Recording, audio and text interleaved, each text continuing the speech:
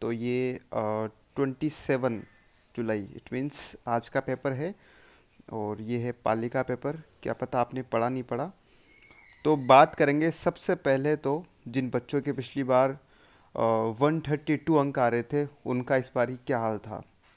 देखिए, ये है अनीता सोनी, जिन्होंने 2021 में रीट का जो एग्ज़ाम था वो दिया था, और उन्होंने स्कोर था इनके 132। ठीक है, 132 132 स्कोर था।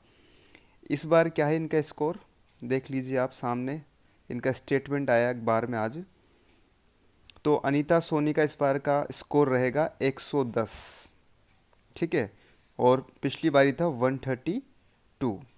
ठीक इसी प्रकार से हिमांशु है।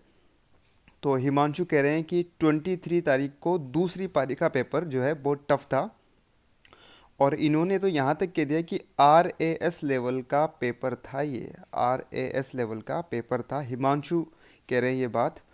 और रीट 2021 में इनका स्कोर था 126। ठीक है, और अभी कितना है कि मेरे मात्र 190 ही अंक बन रहे हैं। बताओ, देख लीजिए आप।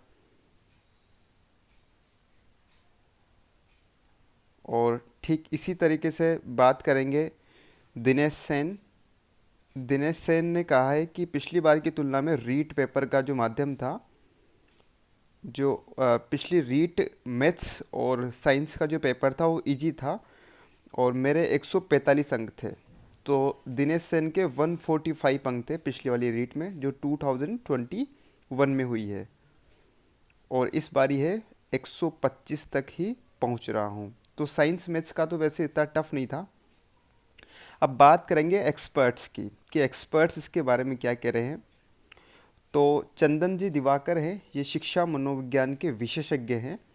इन्होंने कहा है कि शिक्षा मनोविज्ञान के लेवल 1 को छोड़कर तीनों शिफ्टों के पेपर में 10 सवाल सरल और लगभग 13 से 14 सवाल जो है मध्यम, और 6 से 7 सवाल कठिन थे। 6 से 7 सवाल कठिन थे, ये इन्होंने माना है। चंदन जी दिवाकर है, शिक्षा मनोविज्ञान के विशेषज्ञ हैं।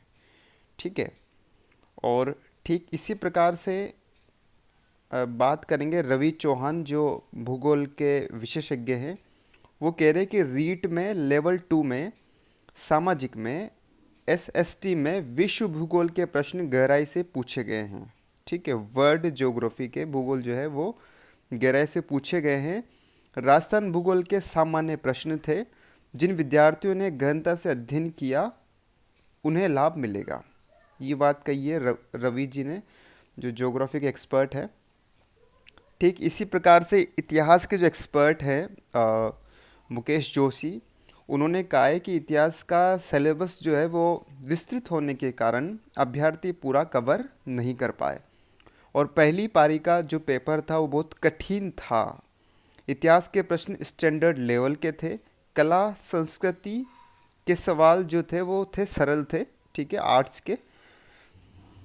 एनसीईआरटी किताबों को पढ़ने वाले विद्यार्थियों को फ़ायदा हुआ है। ठीक इसी तरीके से महेंद्र सिंह जी कह रहे हैं, जो परीक्षा के एक्सपर्ट है, वो पेपर स्टैंडर्ड लेवल का था। हमेशा ऐसा ही लेवल का पेपर होना चाहिए। ठीक है, ताकि गहन अध्ययन वाले अभ्यर्थियों को प्रॉफिट मिले। लगभग 60 से 65% अभ्यर्थी पात्रता परीक्षा पास कर सकते हैं। ये इन्होंने कहा है कि ओनली 60% जो है स्टूडेंट्स ही इसमें एलिजिबल हो पाएंगे। तो ये था आज का पेपर। और यहाँ मैं बात करूँ निष्कर्ष क्या इसका निकलता है, तो निष्कर्ष ये निकलता है कि रीट लेवल 2 में 23 जुलाई का जो एग्ज़ाम था, द्वितीय पारी का पेपर सबसे कठिन था। 23 जुलाई प्रथम पारी लेवल 1 का पेपर इजी था। पिछली रीट से भी इस बार इस पेपर का स्तर अच्छा था, मतलब इजी था। ठीक है, 23 का तो। और 23 का जो सेकंड शिफ्ट का पेपर हुआ है रीट लेवल 2 का, जो एक्सपर्ट्स व अभ्यर्थियों की राय में सबसे कठिन था। इसमें इतिहास के सवाल RAS लेवल के थे। शिक्षा मनोविज्ञान के सवाल भी उच्च स्तरीय थे।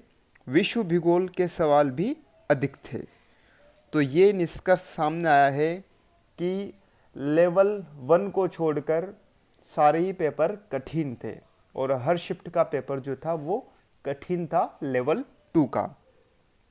बात करेंगे 24 को जो पेपर हुआ है 2 पारी में, जो लेवल 2 का था, तो उसमें भी शिक्षा मनोविज्ञान में 6 से 8 सवाल जो थे वो काफ़ी कठिन थे। इतिहास के सवाल भी कठिन थे, भाषा जो थी वो थी सरल, व्याकरण के सवाल भी कठिन थे, अधिक थे, ठीक है। और 24 जुलाई को जो पेपर हुआ है दूसरी पारी का, उसके बारे में क्या कहना है कि एनसीईआरटी पाठ्यक्रम से अधिक सवाल पूछे गए हैं। सिलेबस बड़ा होने के चलते इतिहास के सवाल अभ्यर्थियों को भारी लगे और पॉलिटिकल साइंस राजनीति विज्ञान का स्तर सामान्य था, नहीं सामान्य तो नहीं था। तो ये कहा है एक्सपर्ट्स ने।